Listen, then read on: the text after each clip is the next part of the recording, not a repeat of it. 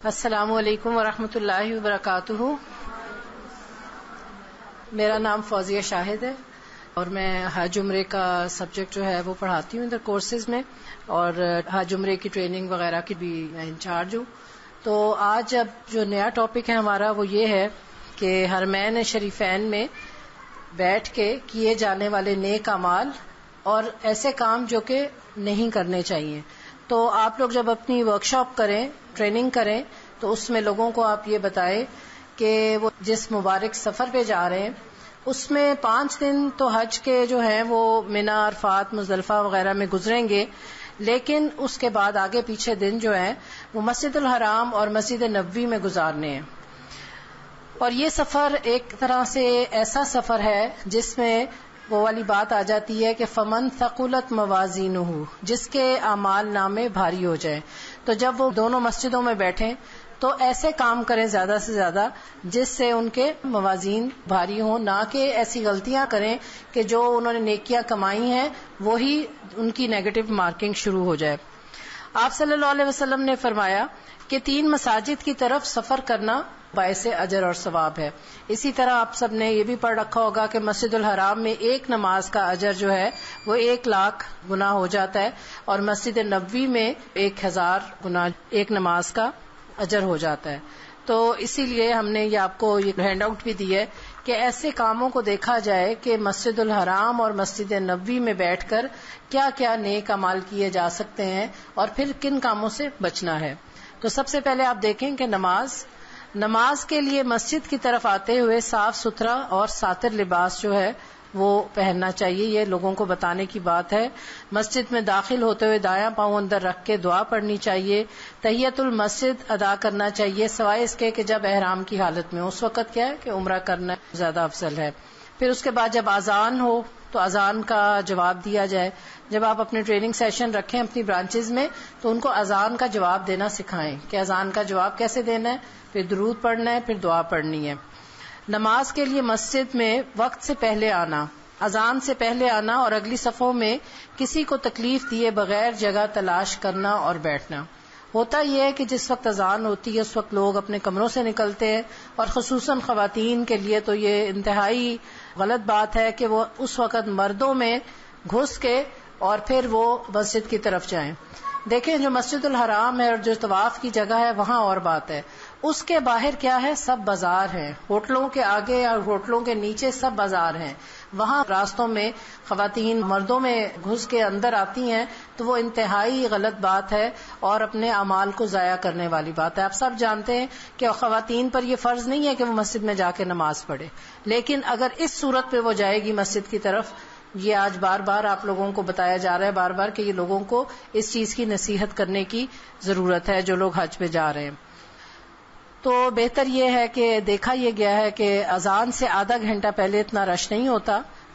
اس time پر جو ہے وہ اذان سے آدھا گھنٹہ پہلے نکلیں اور مسجد الحرام میں آ کے خواتین کی جگہ میں اور مرد جو ہے وہ اپنی مردوں کی جگہ میں بیٹھیں، جگہ تلاش کریں، اگلی صفوں میں جگہ تلاش کریں اور اللہ کا ذکر کرتے ہوئے اذان کا انتظار کریں. اذان ہو، اذان کا جواب دیں، درود شریف پڑھیں اور دعا پڑھیں. یعنی یہ سب چیزیں جو ہیں باعث اجر ہیں، اور دونوں مسجدوں میں بیٹھ کر تو ان کا اجر اور بھی زیادہ ہو جاتا ہے ان کاموں کے کرنے کا. پھر یہ کہ صف میں اگر آپ پہلے سے بیٹھے ہوئے ہیں اور ہوتا کیا ہے کہ دوسرے لوگ بعد میں جو دیر سے آ رہے ہیں تو بعض لوگ صفوں میں ان کو اپنے پاس جگہ نہیں دیتے، حالانکہ جب کھڑے ہوتے ہیں نا نماز پڑھنے کے لیے تو جگہ بن جاتی ہے اور لوگ چوڑے ہو کر بیٹھ جاتے ہیں اور باقی لوگوں کو جگہ نہیں دیتے. تو یہ بھی آپ لوگ سورۃ الحجرات میں پڑھ چکے ہیں کہ لوگوں کے لیے کشادگی پیدا کرو. تو اس چیز کی بھی آپ جانے والے حاجیوں کو یہ تربیت دیں کہ وہ جو بھی صف میں شامل ہونا چاہے، بیٹھنا چاہے، اس کے لیے گنجائش پیدا کریں. اس کے بعد یہ ہے کہ صفوں کو سیدھا رکھیں. جو پڑھے لکھے لوگ، علم حاصل کیے ہوئے لوگ جا رہے ہیں ان میں سے کوئی ایک شخص اٹھے اور صفوں کو سیدھا کر دے نماز سے پہلے. جس وقت امام کہتے ہیں کہ اپنی صفوں کو سیدھا کرو، اس وقت کوئی ایک شخص اٹھ کے، کوئی ایک خاتون اٹھ کے اپنی صف کو سیدھا کر سکتی ہیں. اور پھر یہ بھی انہیں بتائیں کہ اگلی صف میں اگر جگہ ہو تو اس جگہ کو پر کرنا ہے. یہ ہماری جو عام عوام جا رہی ہے نا، ان کو یہ باتیں نہیں معلوم، آپ لوگوں نے انشاءاللہ ان کو یہ بتانا ہے. پھر یہ کہ جماعت سے نماز پڑھنا، یہ خواتین کو بالکل نہیں آتا، کیونکہ پاکستان میں اتنا موقع نہیں ملتا. تو جماعت سے نماز پڑھنا کم از کم اس کو ایک ڈیمو کروا دیں. جب آپ ٹریننگ کروائیں نا تو 3 لوگوں کو کھڑا کر دیں، انہیں بتائیں کہ کس طرح پاؤں سے پاؤں جوڑ کے، کندھے سے کندھے جوڑ کے صف میں نماز جو ہے وہ ادا کرنی ہے. پھر اسی طرح نماز جنازہ پڑھنا. نماز جنازہ کا اجر آپ ضرور بتائیں انہیں کہ نماز جنازہ پڑھنے کا کیا اجر ہے. ہمارے پاکستان اور انڈیا اور بنگلہ دیش کے جو لوگ ہیں صرف وہ نہیں پڑھ رہے ہوتے نماز جنازہ خواتین، باقی تمام عرب ممالک کی جو خواتین ہیں وہ نماز جنازہ ان کو آتی بھی ہے اور وہ یہ نیکی کا موقع ضائع نہیں کرتی. اس میں نماز جنازہ کا ظاہر آپ نے طریقہ بھی سکھانا ہوگا اور نماز جنازہ کا اجر بھی بتانا ہوگا. آپ سب جانتے ہیں کہ نماز جنازہ پڑھنے کا ثواب یہ ہے کہ ایک پہاڑ جتنا اجر ملتا ہے. ٹھیک ہے، تو یہ چیزیں آپ ان کو جب بتائیں گے، اس کا اجر بتائیں گے تو انشاءاللہ ان کو موٹیویشن ملے گی. پھر ساتھ ہی ساتھ آپ کو نماز جنازہ کا طریقہ بھی بتانا ہوگا. آپ کو آتا ہے نماز جنازہ کا طریقہ؟ چلے میں بتاتی ہوں. وہاں پر ہر نماز کے بعد ایک طرح سے کال، یعنی کہ مؤذن کہتے ہیں کہ جنازہ ہے، مرد کا ہے، خاتون کا ہے یا بچے کا ہے، وہ سب بتایا جاتا ہے. اور وہ جیسے استاذہ نے بتایا کہ بس اتنا سا وقفہ ہوتا ہے کہ بیچ میں آپ 2 سنت پڑھیں، تو اس کے بعد مؤذن پکارتا ہے. تو اس میں کرنا یہ ہے کہ کھڑے کھڑے ہی امام صاحب جب اللہ اکبر کہتے ہیں تو سب اللہ اکبر کرنا ہے. اور پہلی رکعت میں جو ہے سورۃ الفاتحہ جو ہے پڑھنی ہے، نہ رکوع ہے نہ سجدہ ہے. پھر اس کے بعد دوبارہ اللہ اکبر ہوگا، تکبیر ہوگی، پھر اللہ اکبر کہنا ہے اور پھر درود شریف پڑھنا ہے. پھر اس کے بعد تیسری دفعہ اللہ اکبر ہوگا کہ وہ کرنا ہے اور رفع یدین کر کے، اور پھر اس کے بعد مغفرت کی دعا جو ہے وہ آپ نے لوگوں کو بتانا ہے کہ وہ پڑھنی ہے. اور پھر ایک مرتبہ ایک جگہ سلام ہوتا ہے، اس طرف سلام ایک طرف ہی پھر چوتھی تکبیر کے بعد ایک طرف سلام پڑھنا. دوسرے تکبیر کے بعد جو ہے درود شریف پڑھنا ہے. ثنا پڑھ بھی سکتے ہیں اور نہ بھی پڑھیں تو کوئی نہیں. اور اس کے بعد درود شریف یہ دیکھ لیں کہ ایک طرح سے وہی سیکوینس ہے جو دعا کا سیکوینس ہوتا ہے نا، کہ جیسے پہلے اللہ کی حمد، پھر درود شریف اور پھر دعا، اور چوتھی تکبیر کے بعد سلام پھیرنا ہے. اور اس وقت یہ نہ بھولیں کہ ہم لوگ کیا کرتے ہیں، اس وقت بیٹھ کے اپنے لیے دعائیں کر رہے ہوتے ہیں، وہ تو ہم سارا دن کر سکتے ہیں. جو دنیا سے جا رہا ہے وہ سب سے زیادہ محتاج ہے کہ اس کے لیے اس وقت دعا کی جائے. مسلمانوں کے حقوق میں سے یہ ایک حق بھی ہے کہ اس کی نماز جنازہ ادا کی جائے. رکوع اور سجدہ نہیں ہوتا نماز جنازہ میں. ٹھیک ہے، جس طرح آپ لوگوں نے اپنے گلے میں پہنا ہے نا یہ ٹریننگ کا، اسی طرح کا ہماری ایک نیکلس میں حج اور عمرہ کی دعائیں اور طریقہ کا پروڈکٹ آ رہا ہے کچھ ہی دنوں میں. اس کے اندر بھی نماز جنازہ کی جو ہے وہ دعا ہے. اور چونکہ یہ ایک نفل نماز ہوتی ہے تو آپ کو پتہ ہے نفل نماز میں کچھ اٹھا کے جس طرح تراویح میں قرآن پڑھ رہے ہوتے ہیں لوگ، تو آپ لوگوں کو یہ بھی بتا سکتے ہیں کہ وہ ادھر سے دیکھ کے پڑھ لے. تو اس کے اوپر لوگوں کو ابھاریں، کیونکہ یہ بہت زیادہ اجر حاصل کرنے کا موقع ہوتا ہے جو کہ ہم بیٹھ کے ضائع کر دیتے ہیں. پاکستانی خواتین اس ٹائم پہ بیٹھ کے باتیں کر رہی ہوتی ہیں. اچھا، اس کے بعد یہ ہے کہ نماز جنازہ پڑھنا، یہ تو نماز سے تعلق ہو گئے. پھر اس کے بعد نفلی جو ہے طواف کیے جا سکتے ہیں جتنی بھی توفیق ہو. اور مقام ابراہیم پر نفل پڑھنا، عام لوگوں کو یہ نہیں پتا ہوتا کہ طواف کے ساتھ نفل ضروری ہے. تو یہ بھی آپ نے آپ لوگوں کو بات بتانی ہے کہ طواف کے جو ہے اس کے یہ کہلاتے ہی طواف کے نفل ہیں، یہ 2 نفل جو ہیں. اور ان نفلوں میں سورۃ الکافرون پہلی رکعت میں، سورۃ الاخلاص دوسری رکعت میں.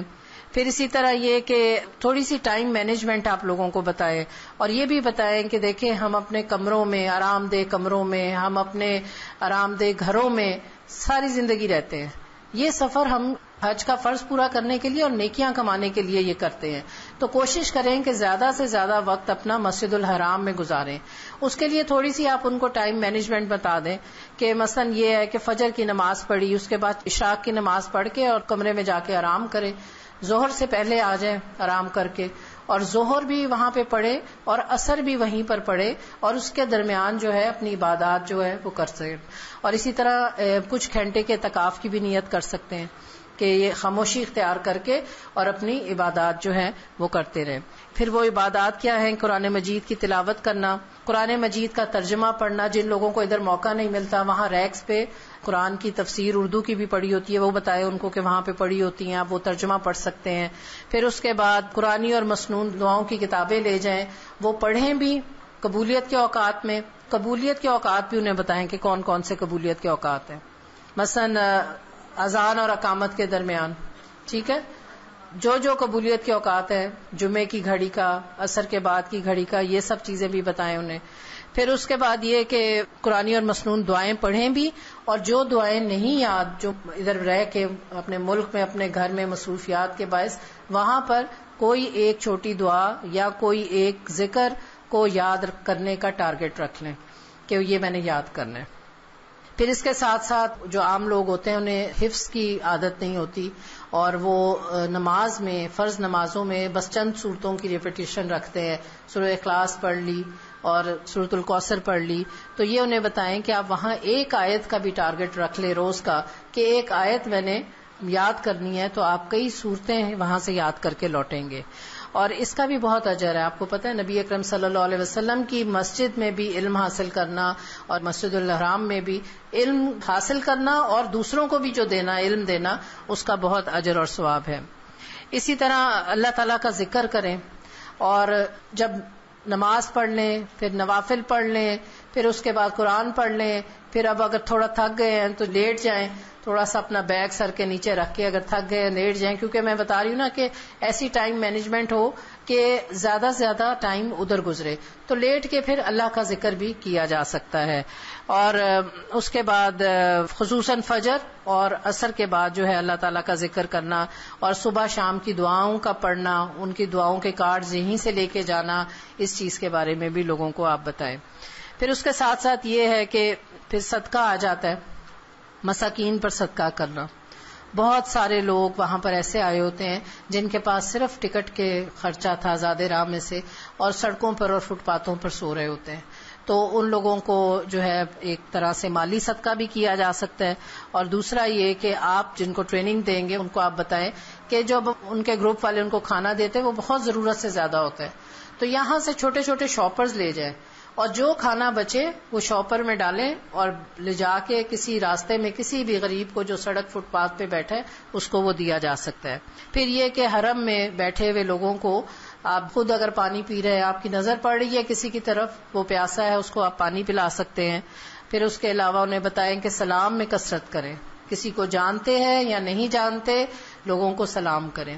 مجھے تو یہ بڑی خوشی ہوتی ہے کہ دیکھ کے کہ تمام امت کے لوگ جو ہیں وہ ایک جگہ جمع ہوئے ہوتے ہیں، اور ایک محبت ان کے لیے دلوں میں آ رہی ہوتی ہے. ہمیں تو زبان کی محرومی ہے کہ زبان سے بات چیت نہیں ہو سکتی اتنی زیادہ، لیکن اسی طرح آپ ان لوگوں کو بتائیں کہ ایک دوسرے کو مسکراہٹ پاس کریں، ایک دوسرے کو سلام کریں. پھر اسی طرح کہ انہیں بتائیں کہ کوئی بوڑھی خاتون ہے اور وہ پاس بیٹھی ہیں. بعض اوقات خواتین جو ہیں وہ اپنے ہاتھوں سے اپنی ٹانگیں خود ہی دبا رہی ہوتی ہیں، اتنی تھکی ہوئی ہوتی ہیں، تو ان کی ٹانگیں دبا دیں اور ان کی کوئی مدد کر دیں اور کسی کا سامان اٹھا دیں. اور اس کے ساتھ پھر یہ ہے کہ ویل چیئر پہ کچھ لوگ ہوتے ہیں، ان کی مدد کر دیں. وہ اپنی ویل چیئر کو ایڈجسٹ کر رہے ہوتے ہیں فرض نماز کے وقت، یہ بتائیں کہ یہ بھی نیکی کا کام ہے، یہ کام کر دیں. کوئی راستہ گم گیا ہے تو وہاں پہ لوگ یہی ہے کہ اپنے میں مگن منہ اٹھائے چلے جا رہے ہوتے ہیں. جو آپ سے کوئی راستہ پوچھ رہا ہے اس کو راستہ بتا دیں، اور اگر آپ کو راستہ نہیں آتا تو ان کو ایسے لوگوں تک پہنچا دیں کہ جو راستہ ان کو بتا سکتے ہیں. پھر اسی طرح یہ ہے کہ اگر کوئی بدعت کر رہا ہے، کوئی شرک کر رہا ہے، اس کو بھی آسان طریقے سے جو ہے، جیسے آج استاذہ نے بھی بتایا کہ پیار سے اس کو ہاتھ سے، اگر طواف میں بھی کوئی غلط کام ہو رہا ہے تو اس کو درست کر دیجیے. مثلا یہ ہوتا ہے کہ خواتین کے بازو جو ہے وہ جب حجر اسود کا استلام کرتی ہیں تو وہ یہاں نیچے تک آئے ہوتے ہیں. تو اول تو آپ لوگوں کو ٹریننگ میں یہ بتائیں کہ حج پہ جانے کے لیے جب وہ گاؤن لے تو وہ ایسا ہو جس کے کف ہوں، جہاں سے بند ہو جائے. اگر ایسا بھی نہیں ہے تو پھر کوئی ایسا ادھر ٹانکا تو نہ لگائیں کیونکہ وضو وغیرہ کرنا ہوتا ہے. کوئی ٹچ بٹن لگایا جا سکتا ہے. اگر ایسا گاؤن نہیں سلوا سکتے تو ٹچ بٹن لگا لیں، تاکہ استلام جب کرتے ہیں اس وقت تو وہ ضرور بازو طواف کے دوران ننگا ہو رہا ہے. اور آپ کو پتہ ہے کتنے لوگ ہوتے ہیں طواف میں جن کی نظر عورتوں کے اس طرح ننگے بازوؤں پہ جاتی ہیں. پھر اسی طرح یہ ہے کہ الہدا کے جو پروڈکٹس ہیں حج سے متعلق وہ انٹروڈیوس کرائیں لوگوں کو، اور یہ بھی ایک صدقے میں آ جاتا ہے کہ عمرے کا حج کا صحیح طریقہ لوگوں کو پتہ چل جائے، کیا دعائیں پڑھنی ہیں وہ لوگوں کو پتہ چل جائے، اور اس کے لیے وہ ساتھ اپنے یہ چیزیں لے کے جا سکتے ہیں. اور آپ لوگوں کے لیے یہ ہے گائیڈنس کہ آپ لوگ جب ٹریننگ کریں تو یہاں سے حج کے پروڈکٹس کا اپنا ایک سٹال لگائیں اس میں ٹریننگ میں. اور آج ہی آپ کو جو سارے سیشنز بتائے گئے ہیں ضروری نہیں ہے کہ آپ ایک ہی دن میں لوگوں کو کرائیں. آپ اپنی برانچ میں اگر حج ٹریننگ رکھتے ہیں تو یہ سیشن آپ کم از کم 3 دن رکھیں حاجیوں کے لیے، ٹھیک ہے، جس میں ایک دن میں آپ روحانی تیاری بتا سکتے ہیں، پھر اس کے ساتھ عمرہ بتائیں، پھر مناسک، اور یہ سب چیزیں ایک دن میں نہ بتا دیں کیونکہ وہ پھر لوگ گریسپ نہیں کر سکتے، ٹھیک ہے نا. اچھا، یہ سارے پروڈکٹس دیکھیں اور یہ لے جائے. اور وہاں پہ میں دیکھتی ہوں وہاں پر خواتین جو ایسے ہی بیٹھی ہوتی ہیں، ٹائم ضائع کر رہی ہوتی ہیں، یہ وہاں پر لوگوں کو تقسیم کر دیا جائے. 15 روپے کی ہے یا اس طرح سے ہے، تو یہ بہترین صدقہ ہے کہ وہ دعائیں پڑھیں گی تو آپ کے لیے بھی پھر فرشتے دعا کریں گے. وَإِيَّاكَ نَسْتَعِينُ ہے، حج بیت اللہ ہے، یہ لوگوں کو انٹروڈیوس کروائے. حج نبوی کا آنکھوں دیکھا حال ہے، افضل ایام میں افضل اعمال ہے، ٹھیک ہے. اسی طرح آپ بیٹھے ہوئے ہیں تو آپ کے گرد کوئی پاکستانی ہے، کوئی اور فارینر ہے، اور بعض اوقات آپ خود قرآن پڑھ رہے ہوتے ہیں اور لوگ آپ کو آبزرو کر رہے ہوتے ہیں، وہ آپ سے کچھ پوچھتے ہیں تو الہدا کی ویب سائٹ کے بارے میں لوگوں کو بتائیں کہ آپ وہ ویب سائٹ کھول سکتے ہیں اور وہاں سے انگلش میں اور اردو میں بھی قرآن پاک کی تعلیم کے مواقع موجود ہیں. لوگوں کو لائبریری کا بتائیں کہ اگر وہ وہاں جا کے علم حاصل کریں. اچھا، اب یہ ہے کہ ایک اور چیز کہ لوگوں کے لیے دعائیں کریں. کسی کے اندر آپ کوئی خرابی دیکھتے ہیں کچھ لوگوں میں کہ لڑ رہے ہیں، جھگڑ رہے ہیں، کوئی اور برائی دیکھتے ہیں تو ادھر ہی بجائے ان کو برا بھلا کہنے کے ان کے لیے دعا کریں. اسی طرح باقی کسی کے اوپر آپ کی نظر پڑتی ہے کہ کوئی بڑا تڑپ کے دعا کر رہا ہے، رو رہا ہے، اس کے لیے لوگوں کو بتائیں کہ اس کے لیے دعا کریں. آپ اپنی ٹریننگ میں لوگوں کو بتائیں کہ جب آپ کسی کے لیے دعا کرتے ہیں تو فرشتے آپ کے لیے دعا کرنا شروع ہو جاتے ہیں. پھر اسی طرح امت مسلمہ کے لیے اور پاکستان کے لیے ان کو کہیں کہ خصوصی طور پہ جب جائیں حاجی تو ان کے لیے دعا کریں. پھر نبی اکرم صلی اللہ علیہ وسلم کی جو مسجد ہے اس میں کیا کرنے کے کام ہیں، اس میں یہ ہے کہ مسجد میں داخل ہوتے ہی تحیت المسجد ادا کرنا چاہیے، اور بیٹھنے سے بھی پہلے تحیت المسجد. حاجیوں کو بتائیں کہ جب وہ مسجد میں جائیں تو یہ نہیں کہ وہ سب سے پہلے قبر مبارک کی طرف چلنا شروع ہو جائیں، سب سے پہلے کیا کرنا ہے، تحیت المسجد ادا کرنا ہے. اس سے پہلے کہ بیٹھیں اس وقت آپ نے تحیت المسجد ان کو بتانا ہے کہ وہ ادا کریں. پھر اس کے بعد جو زیارت کے اوقات ہیں وہ فجر کے بعد ہیں 7 بجے، ظہر کے بعد ہیں 1 بجے سے لے کے بس 2 بجے تک کا ٹائم ہوتا ہے، اور اس کے بعد پھر عشاء کے بعد ہے. اس ٹائم پہ انہوں نے یہ انتظام کیا ہوا ہے مسجد نبوی میں کہ تمام ممالک کے الگ الگ گروپ بن جاتے ہیں. پاکستان کا الگ گروپ ہے، اس کا انہوں نے سائنیج اٹھایا ہوتا ہے. پھر اسی طرح ترکی والوں کا الگ ہے، مصریوں کا، عربوں کا الگ ہے. تو پاکستانی خواتین اپنے ملک کے جو حاجی جا رہے ہیں انہیں بتائیں کہ وہ اپنے لوگوں کے ساتھ جا کے بیٹھے، کیونکہ وہ وہاں پر ان کو بھی تعلیم دے رہے ہیں کہ آپ نے آگے جانا ہے جب زیارت کے لیے تو آپ نے کیا کرنا ہے اور کیا نہیں کرنا. تو اپنے گروپ کے ساتھ جو ہے ڈسپلن کے ساتھ وہ آپ کو لے کے جائیں گے. جس وقت پہ بھی جائیں گے درود شریف پڑھتے رہیں وہیں پر بیٹھ کے، اور انتظار کریں، صبر کریں. وہاں پر خواتین اس طرح کی باتیں کر رہی ہوتی ہیں، پتہ نہیں ہمیں لے کے جائیں گے کہ نہیں جائیں گے، ہمیں سب سے آخر میں لے کے جائیں گے. تو انہیں آپ کہیں کہ آپ کے لیے وہ بہترین وقت ہے، آپ بیٹھ کے اس وقت درود شریف پڑھیں. پھر جب ریاض الجنہ میں جائیں تو 2 نفل پڑھ لیں، اس سے زیادہ نفل نہ پڑھیں، کیونکہ ہر ایک کو موقع دینا چاہیے کہ وہ ہر ایک کرے، اور شور و غل کرنے والوں میں شامل نہ ہوں. جب دروازہ کھلتا ہے زیارت پہ جانے کے لیے تو ایسے لگتا ہے نعوذ باللہ جیسے گھوڑے دوڑ رہے ہیں، اتنا شور کرتے ہوئے عورتیں دوڑ لگاتی ہیں. تو ان بے ادب لوگوں کے اندر شامل نہ ہوں، کیونکہ آپ لوگ سورۃ الحجرات میں پڑھ چکے ہیں کہ نبی صلی اللہ علیہ وسلم کے سامنے اونچی آواز سے بات کرنا اور اس طرح کے کام کرنے سے کیا ہے کہ اعمال ضائع ہونے کا خطرہ ہوتا ہے. خاموشی سے بیٹھے رہیں، جب وہ شور و غل نکل جائے تو پھر آرام سے وہاں پر چلے، اور نبی صلی اللہ علیہ وسلم کو سلام پڑھ کے اور پھر حضرت ابو بکر اور حضرت عمر کو بھی سلام کیا جائے. پھر اسی طرح یہ ہے کہ جو نہ کرنے کے کام ہیں، اب ان کی لسٹ آ رہی ہے کہ نہ کرنے کے کام کیا ہیں دونوں مسجدوں میں. خواتین جو ہیں ان کو بتائیں کہ وہ گاؤن اور سکارف کے بغیر مسجد الحرام میں نہ جائیں، لون کے باریک کپڑے پہن کر نہ جائیں. ابھی کچھ سال ہوئے، شاید 1-1.5 سال پہلے، پاکستانی ایک خاتون جو تھی وہ لون کے کپڑے اور دوپٹہ لے کے طواف کر رہی تھی، اوپر سے بارش ہو گئی اور وہ سارا لباس اس کا چپک گیا اور اتنی لان تان کی گئی پاکستانی لوگوں کے اوپر، لوگوں نے باقاعدہ اس کے اوپر کافی شور مچایا. پھر اس طرح یہ کہ راستوں میں کھڑے نہ ہوں، خانہ کعبہ کو دیکھنے کے لیے نا پہلی نظر ڈالنے کے لیے جدھر نظر آتا ہے ادھر ہی کھڑی ہو جاتے ہیں. اس کا گناہ انہیں بتائیں. آپ سب تو جانتے ہی ہیں نا راستوں میں کھڑے ہونے کا کیا گناہ ہے. یہ گناہ ان کو بتائیں کہ کیا گناہ ہے اور کس جگہ پہ کھڑے ہو کر یہ گناہ ہو رہا ہے. جو ادب والی جگہ ہیں اور جہاں پر ایک نماز کا 1,00,000 گنا اجر ہے.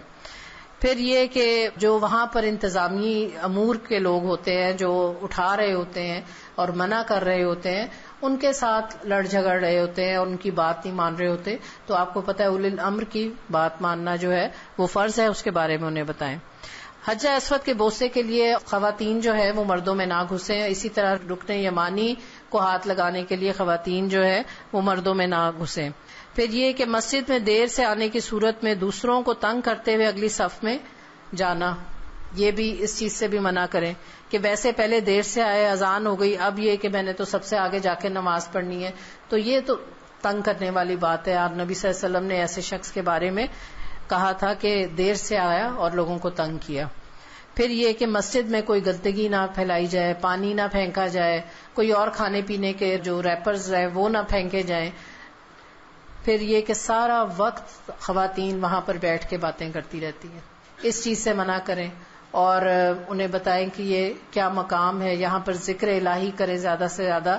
باتیں جو ہے وہ تو کرنی ہے، زبان تو رکنی نہیں ہے. اس دفعہ میں بھی رمضان میں تھی تو میرے ساتھ ایک خاتون تھی، فیصلہ آباد سے آئی ہوئی تھی، خاموشی سے بیٹھ کے اپنی عبادت کرتی رہتی تھی.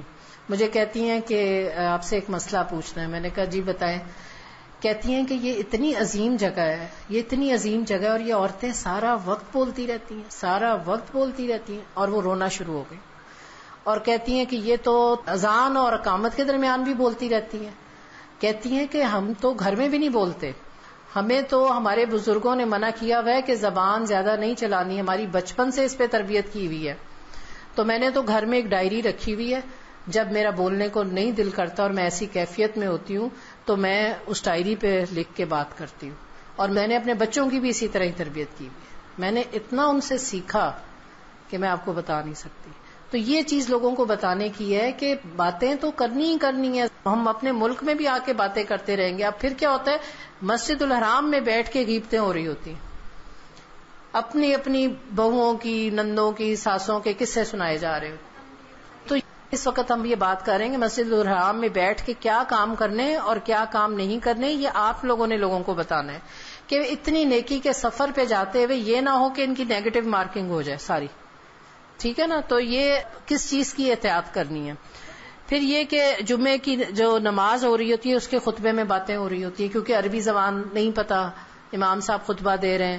اب یہ آپ کو تو پتا ہے کہ خطبے میں خاموش کروانا بھی منع ہے، تو یہ آپ نے بتانا ہے لوگوں کو کہ خطبے میں جو ہے بات چیت نہیں کرنی، بس خاموشی سے اپنی جگہ پر بیٹھ کے سنتے رہیں. اس کے بعد ظاہر ہے کہ جو لڑائی جھگڑے ہو رہے ہوتے ہیں اس سے منع کرنا ہے کہ وہاں پہ کوئی آپ کی جگہ پہ بیٹھ جائے، کچھ ہو جائے، آپ نے صبر کا مظاہرہ کرنا ہے اور لڑائی جھگڑا نہیں کرنا. اچھا، پھر کسی طرح بھی دوسرے کی عبادت میں خلل نہیں ڈالنا. مثلا طواف ہو رہا ہے، اب طواف میں ہوتا یہ ہے کہ پہلا جب چکر کوئی شروع کرتا ہے نا حجر اسود کا استلام کر کے، تو وہ خانہ کعبہ کے قریب ہونا چاہتا ہے اور وہ قریب ہو جاتا ہے. اس کے بعد آہستہ آہستہ درمیان میں آ جاتا ہے. تو جو 7واں چکر ہے نا اس میں کوشش کریں، لوگوں کو بتائیں کہ وہ 7ویں چکر میں اپنے آپ کو باہر کی طرف لیتے آئے. اگر وہ اندر کی طرف سے باہر نکلیں گے طواف کرتے ہوئے تو کیا ہوگا، خود بھی ان کو ایک ہجوم کراس کرنا پڑے گا اور دوسرے لوگ بھی اپنے رو میں جو چلے جا رہے ہوتے ہیں، طواف کر رہے ہوتے ہیں، وہ بھی بہت سخت تکلیف میں آ جاتے ہیں. اور اسی طرح پھر یہ کہ طواف کی جگہ پر نفل نہیں پڑھنے. خصوصاً خواتین جو ہیں وہ ایسی جگہوں پہ جا کے نفل پڑھیں جو خواتین کے حصے ہیں. اچھا، طواف کر کے ہوتا کیا ہے کہ خواتین ادھر کارپیٹس بچھے ہوئے ہیں جہاں پر نفل پڑھنے والوں کے لیے، وہاں جا کے کھڑی ہو جاتی ہیں، دائیں بائیں دیکھتی ہیں کوئی مرد نہیں ہے، پیچھے دیکھتی ہیں کوئی مرد نہیں ہے. ہوتا کیا ہے کہ جو طواف کر رہے ہوتے ہیں نا لوگ، وہ لوگ انہی میں سے جو ختم کرتے ہیں مرد، وہ ان کے پیچھے یا ان کے ساتھ آ کے نماز پڑھنا شروع ہو جاتے ہیں. تو ان چیزوں سے بچنا ہے کہ یہ نہ ہو کہ جو نیکیاں ہیں وہ ضائع ہو جائیں. پھر دوسری قوموں کے لوگوں کو برا بھلا نہیں کرنا. دیکھو یہ لوگ یہ کیا کر رہے ہیں, یہ بہت کامن بات ہے وہاں پر. یہ بہت کامن بات ہے کہ دوسری قوموں کے لوگوں کو برا بھلا کہا جاتا ہے, اور اس کے بارے میں یہ فتویٰ آ گیا وہاں پہ کہ پوری قوم کی غیبت کا گناہ ملے گا. آپ کسی قوم کو برا بھلا کہہ رہے ہیں, اس قوم کی پوری قوم کی غیبت کا گناہ جو ہے وہ مل جائے گا. اور مسجد الحرام میں یا مسجد نبوی میں اگر آپ کھڑے ہو کر کر رہے ہیں تو آپ دیکھ لیں کہ پھر کیا سمیٹ رہے ہیں آپ. پھر یہ کہ اسی طرح مسجد نبوی میں نوٹ کر لیں کہ کیا کیا چیزیں ایسی ہیں جو لوگوں کو بتانی ہے کہ انہوں نے وہاں پر نہیں کرنی. یہ بھی کہ شور و غل کرنے والوں میں اور شور شرابہ کرنے والوں میں شامل نہ ہو. نبی اکرم صلی اللہ علیہ وسلم کی قبر مبارک کی طرف ہاتھ اٹھا کر دعا نہیں مانگنی. پھر یہ کہ نبی اکرم صلی اللہ علیہ وسلم کی قبر کی طرف رخ کر کے لوگ نماز پڑھ رہے ہوتے ہیں, اس چیز کا بتائیں لوگوں کو کہ قبلے کی طرف رخ کر کے نماز پڑھنی ہے. اور اگر کوئی ایسا کر رہا ہو تو اس کو بڑی خوبصورتی سے اس کو منع کر دینا چاہیے, لوگ مان بھی جاتے ہیں. اور آپ کا کوئی سوال وغیرہ ہو؟ باجماعت نماز کا طریقہ, اگر کوئی دوسری رکعت میں آتا ہے نا تو اللہ اکبر کر کے, اور امام جہاں پر بھی ہے, مثلا امام صاحب رکوع میں ہیں تو رکوع میں چلا جائے, سجدے میں ہیں تو سجدے میں چلا جائے. اور اس کے بارے میں یہ آتا ہے کہ سورہ فاتحہ ضرور ہو جانی چاہیے. اگر سورہ فاتحہ ہو تو پھر رکعت ہوتی ہے, اگر نہ ہو تو نہیں ہوتی. مثلا اگر میں پہنچی ہوں دوسری رکعت میں اور جو ہے امام صاحب ابھی سورہ فاتحہ پر ہی ہیں تو میں سورہ فاتحہ میں شامل ہو جاؤں گی اور میری ایک رکعت مس ہوئی, ٹھیک ہے. اب میں ساری نماز ان کے ساتھ پڑھوں گی, اور سلام جب امام صاحب پھیریں گے اس وقت ان کے ساتھ سلام نہیں پھیروں گی, بلکہ پھر میں کھڑی ہو جاؤں گی اور میری جو رکعت مس ہوئی ہے وہ میں رکعت پوری ادا کر کے اور پھر سلام پھیروں گی. تو یہ طریقہ آپ لوگوں کو بتا دیں. اکثر لوگ کیا کرتے ہیں, جب اذان ہوتی ہے اس وقت گھروں سے بھاگتے ہیں, رش میں پھنستے ہیں, اور پھر یہ ہے کہ جہاں جگہ ملتی ہے وہاں کھڑے ہو کے کسی مرد کے ساتھ کہیں پہ بھی نماز جو ہے وہ ادا کر لیتے ہیں. اچھا, آج کا جو بھی سیشن ہوا اس کی اسیسمنٹ شیٹ آپ کو بھی ملے گی, وہ سب آپ لوگ فل کر کے ساتھ نہیں لے کے جانی, آپ نے واپس کرنی ہے, ٹھیک ہے. اور یہ جو آج آپ لوگوں نے ٹریننگ لی ہے نا, استاذہ محترمہ کا وقت لیا ہے, تو اب الحمدللہ آپ لوگ ماشاءاللہ اس قابل ہو گئے ہیں کہ آپ اپنے علاقے کے جانے والے حاجیوں کو ٹرین کریں اور ان کو بلائیں, 2-3 دن ان کو ٹریننگ دیں. یہ آپ کا ٹائم بہت کم ہے, جلدی سے یہ آپ اپنا اسیسمنٹ فل کریں, اور اس کے بعد آپ کا یاسمین خاکوانی کے ساتھ سیشن ہے انشاءاللہ تعالی.